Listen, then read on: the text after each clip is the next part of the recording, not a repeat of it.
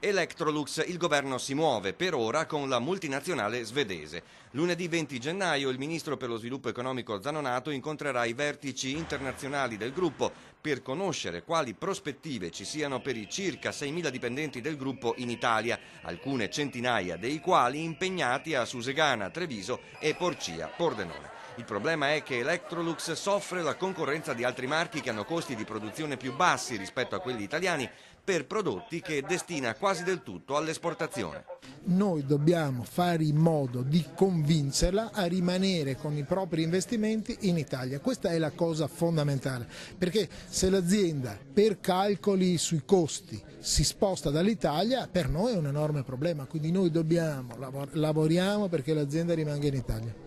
Le parlamentari trevisane del PD Casellato, Puppato e Rubinato hanno auspicato che all'incontro del 20 gennaio con i vertici Electrolux il ministro possa mettere sul tavolo proposte concrete, condivise anche con le regioni, e che subito dopo vengano convocati i sindacati. Zanonato ha promesso che lo farà. Tutto nel prossimo periodo. Il ministro ha proposto per le crisi occupazionali del Veneto, almeno 12 quelle in corso, un tavolo permanente tra sindaci e ministro. Il prossimo incontro si terrà a Padova il 19 febbraio. Sui 9 punti di PIL persi dall'Italia ha commentato come il governo stia lavorando sul calo occupazionale, sulle difficoltà dei giovani a trovare lavoro, sul calo produttivo legato ai minori consumi. Attendiamo, ha aggiunto, gli effetti delle iniziative dell'esecutivo sulle riduzioni del costo dell'energia e delle tasse sul lavoro e sul migliore accesso al credito per le piccole e medie aziende.